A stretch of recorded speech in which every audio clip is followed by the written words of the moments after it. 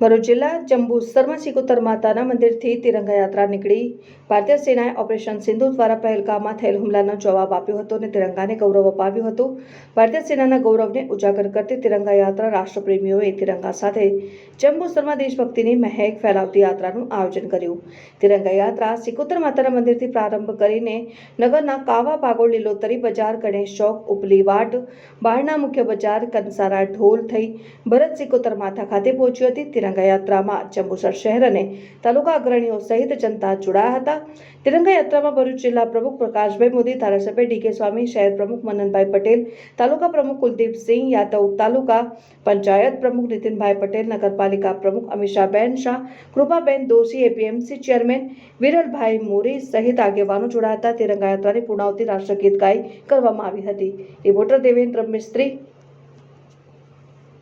22 એપ્રિલના રોજ દેશના કાશ્મીરમાં આવેલા પહેલગામમાં બેસરણની ખીણમાં 26 જેટલા આપણા પર્યટકોને આતંકવાદીઓએ પર્યટકોનું નામ પૂછીને એમનો ધર્મ પૂછીને જે ગોળીબાર કરી અને જે મરણ પામેલા છે એમની પત્ની અને એમના પુત્રોની સામે જે ગોળી મારીને નિર્મમ હત્યા કરી એ પછી આપણા દેશના વડાપ્રધાનશ્રીએ કીધું કે આતંકવાદીઓને તેઓ કલ્પના પણ નહીં કરી શકે એ ભાષામાં અમે એમને જવાબ આપીશું।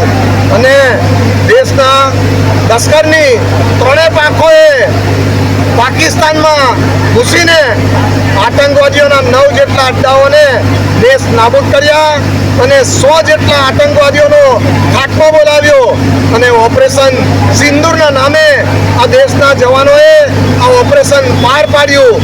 દેશના આ જવાનોના માટે સમગ્ર દેશભરમાં તિરંગા યાત્રા યોજાઈ રહી છે અને આજે જંબુસરમાં પણ અલગ અલગ જાતિ અને સંપ્રદાયના લોકો એકત્ર થઈ અને એક બિન રાજકીય રીતે આજે તિરંગા યાત્રા અહીં જંબુસરમાં પણ નીકળી હતી અને એમાં જોડાયેલા સૌનો અમે આભાર માનીએ છીએ।